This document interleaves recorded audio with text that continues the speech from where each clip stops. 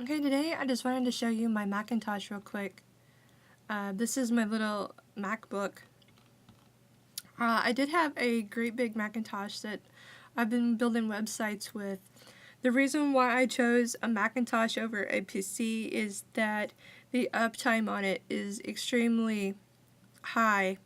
I really don't have to update it very often. I rarely, if ever, reboot it.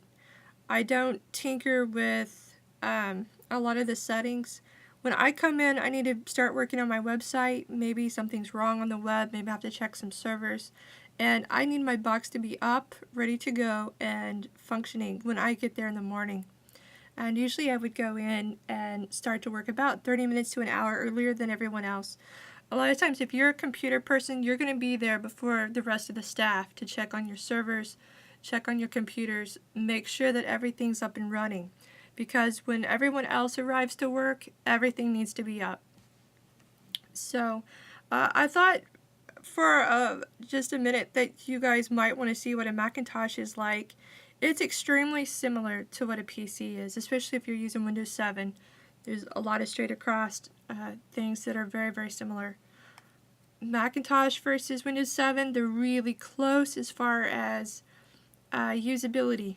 I like both systems really well, but I found that the Macintosh has a better uptime. So in my Finder, I have an Applications tab, Documents for all my documents. I think the Dropbox I added, and I can click over on my desktop. Again, very, very similar to Windows. And I've got my Dreamweaver. And I'll go ahead and launch that so you guys can see what it looks like when it comes up in a Macintosh.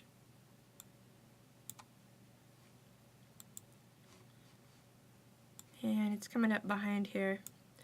One of the problems with Macintoshes that I don't particularly like is you do get all of these windows all over. And there's some things that you can do to help control floating window madness. And there's some hotkeys and stuff. I haven't used my Macintosh for a little bit, so I'll have to get back used to it. I really don't like the floating panels when it comes to Dreamweaver. It can be a pain in the butt. Let's see if I have any sites. Okay, I'll just make a new site real quick.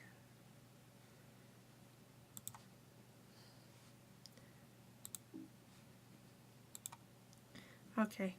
One of the bad things about it is when you go to the Files panel, this really just floats out and about, and whenever you click back into this page, it's no longer here. Usually you'll have something over here, you can't get to it, and sometimes with all this background garbage going on, it can be really confusing. And see, I clicked out of it, so now it's gone, and then it comes back. So that's the worst part of Macintosh and using the Adobe Suite on a Mac. There's some ways to get around that, but none of them are very effective. The best feature that I really like on my Macintosh, and all the Mac users will have different features that are their favorites, it supports multiple screens, so I can have this desktop, and let me see if I can do this. Go like that. It should change. Yeah, I can click between different screen tops if I want to. Now it looks the same here because I haven't really played with this on this particular computer and set them up different. But on you can customize each one of those different screens here to have different programs that operate, and so it's like having 3 different monitors set up at once, but you're just using the one monitor. Okay, that might be a little bit odd for you to grasp unless you've used a Linux. Linux has the same type of deal built in. So you have your applications. Something that I really like is something called Spotlight. And you can type anything in and it starts looking for it, so I can find all my videos, all my demonstration and tutorials that I've made. I can even search other computers. I can search my entire network if I want to. So Macintoshes, I really like them. They're pretty easy to use. Whenever I got this, I took it out of the box, I plugged it in and started using it. There really was no uptime. I mean, no downtime. You know, they're absolutely fast to get to using. Absolutely fast. There's lots of free software. they usually come with really necessary software. Like on Windows, how you have to buy Word, you have to buy this, that, and the other to get it to work the way you need it to work. Usually Macintoshes come with what you need. And anything else, usually you can download for free, except, of course, for the Adobe Suite, which still costs even if you're on a Macintosh. They have little neat things like iPhoto and Photo Booth and iChat, and these things usually come with the Macintosh. This one has a built-in webcam that's kind of nice. Macintoshes are known for having cutting-edge hardware. They're usually made all in the US, every bit of it. The software is made in the US. Everything's put together and engineered to work well and artistically together. Sometimes they get it right, sometimes they don't, but they have come out with FireWire, they came out with USB early, and they usually push in the envelope.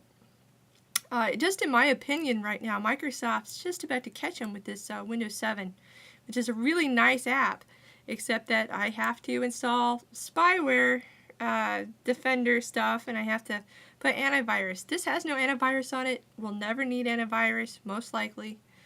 I could get into why I taught an entire couple of weeks on Linux, and I could go into the why this doesn't need antivirus and probably never will. But that's a different day. If somebody wants to hear that, I might make that into something some point. But anyway, this is a Macintosh.